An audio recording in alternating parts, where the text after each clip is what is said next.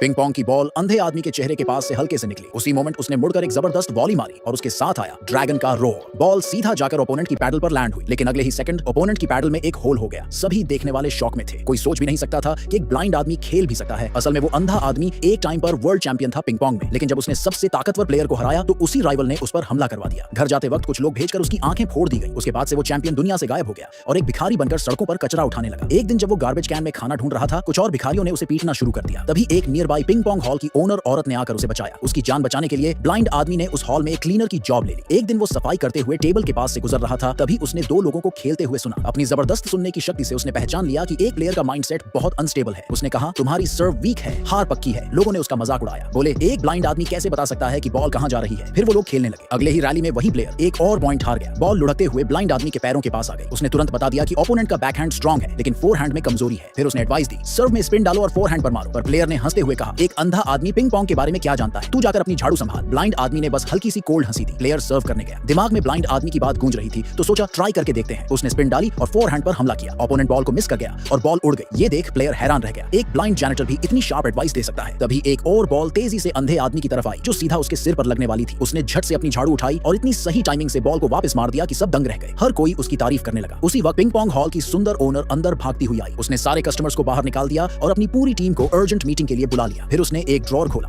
और उसमें से बैंक कार्ड्स का एक बड़ा सा बंडल निकालकर सबके सामने रख दिया। उसने अनाउंस किया कि आज से पिंग पोंग हॉल बंद किया जा रहा है, क्योंकि एक पुराना ट्रेडर एक प्रोविंशियल चैंपियन को लेकर वापस आया है उन्हें चैलेंज करने। अगर वो हार गए तो पूरा हॉल देना पड़ेगा। उसे पता था कि उसकी टीम प्रोविंशियल लेवल के चैंपियन से नहीं जीत सकती, इसलिए उसने अपना सारा जमा पैसा सबको देने का फैसला किया। और उसकी टीम कई सालों से उसके साथ थी और उन्होंने कसम खाई कि हॉल के आखिरी दिन तक साथ देंगे। लेकिन ओनर ने कहा कि वो उनकी जिंदगी खराब नहीं करना चाहती, इसलिए सबको जाने के लिए कहा। फिर उसने एक स्पेशल बैंक कार्ड ब्लाइंड आदमी को दिया और कहा कि उसकी जिंदगी सबसे मुश्किल होने वाली है, इसलिए उसे ये पैसा लेना ही होगा। ब्लाइंड आदमी को वो दिन याद आया जब इस औरत ने उसकी जान बचाई थी। वो चाहकर भी हॉल की तबाही चुपचाप नहीं देख सकता था, लेकिन फिर भी उसने कार्ड ले लिया। ये देखकर सबने उसे गालियां देना शुरू कर दिया। मैनेजर तो उसे मारने तक आ गया, पर ओनर ने बीच में आकर रोका और कहा कि ये पैसा उसका हक है। उसी वक्त ट्रेडर अपने पूरे टीम के साथ हॉल में घुसा। उनका मेन प्लेयर था दुनिया का तीसरे नंबर का पिंग पोंग खिलाड़ी। ट्रेडर ने कहा कि अगर उसकी टीम में से कोई भी एक आदमी उसके प्लेयर को हरा दे तो वो हार मान लेगा। ओनर का सीनियर डिसाइपल सबसे पहले सामने आया, लेकिन वो प्रोविंशियल चैंपियन के सामने टिक ही नहीं पाया। एक भी शॉट वापस नहीं कर पाया और सीधा 11-0 से हार गया। बहुत शर्मनाक हार। ओपोनेंट की खतरनाक ताकत देखकर अब मैनेजर ने एंट्री ली। जैसे ही मैच शुरू हुआ, दोनों तरफ से तगड़ी रैलीज चली, लेकिन बस 10 शॉट्स में ही ब्लाइंड आदमी को कुछ गड़बड़ लगा। ओपोनेंट जानबूझकर मैनेजर की एनर्जी खत्म कर रहा था। फिर आया एक भारी स्मैश।